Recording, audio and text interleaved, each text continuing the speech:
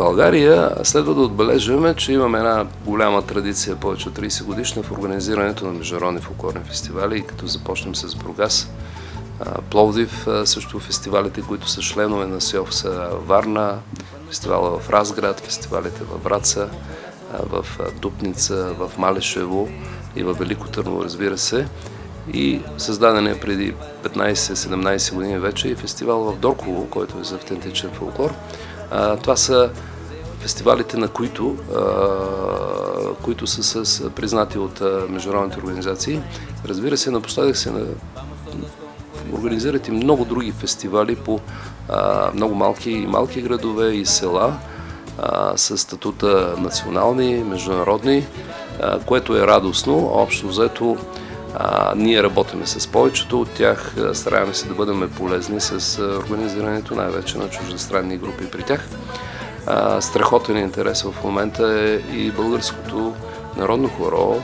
Последните 10 години се разрази една доста така широк интерес от, бих казал вече, не само от млади хора, които играят в ансамблите в България, но и вече бивши танцори и по-големи хора, които и работят. И имаме в страната вече над 400 клуба за българско народно хоро. За България последните 18 години, които аз имам наблюдение, се работи. Имаме много сериозни фестивали. Фестивалите като Варна и Разград, които вече са прияти като фестивали на СИОФ. Също към Национална секция СИОФ България ние сме приели още 8 фестивала и фестивалите в Враца и в Дупница, Рила ни гледа, както и в Добрич. Редица фестивали, Дорково, който е за автентичен фолклор също.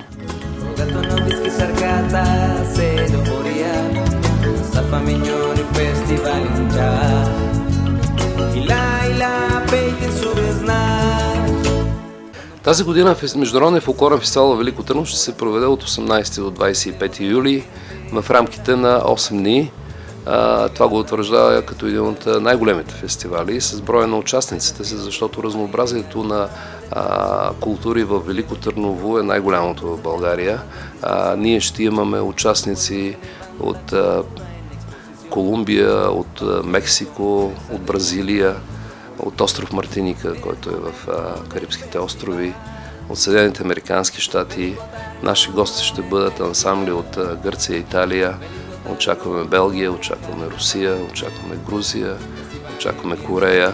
Общо взето това е програмата, която сме се съсредоточили да представим от 3-4 континента. Разбира се, ще имаме традиционно вечер на българския фолклор, който организираме на 24 юли. Традиционно ни организираме при нас МИС фестивал за всички участници.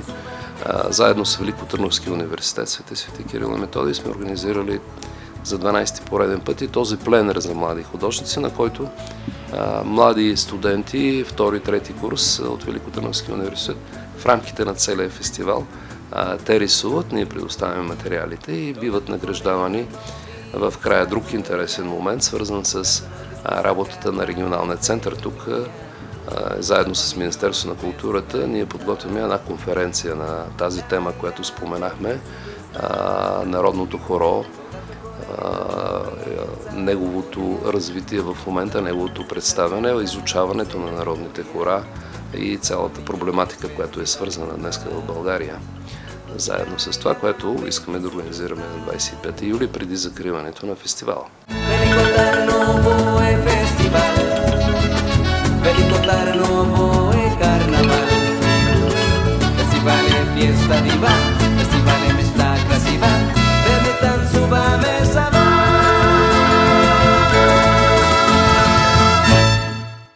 Аз тук искам да спомена, че в един световен мащаб организаторите на такива фестивали и групите, които участват вече, те биват наричани културни посланици на света. Този междукултурен обмен, това културно разнообразие, което може да се събере на един такъв фестивал, дава много послания, много, да не говорим за посланията за мир, посланията за желанието на тези млади хора да работят в ситуацията, в която ние се намираме в един много глобализиращо се общество, глобализирано общество. В същото време всеки един от тях изучава ежегодно, запазва традициите си, песента, музиката, танца, който той има наследил от неговите родители и деди, и в това едно и също глобализирано, защото те продължават и могат да живеят заедно, както казахме, млади хора с различен религиозен, расов, различна раса, различен етнос. Въпреки това, те идват с миролюбов, с голямо желание и щастие да участват на един такъв фестивал.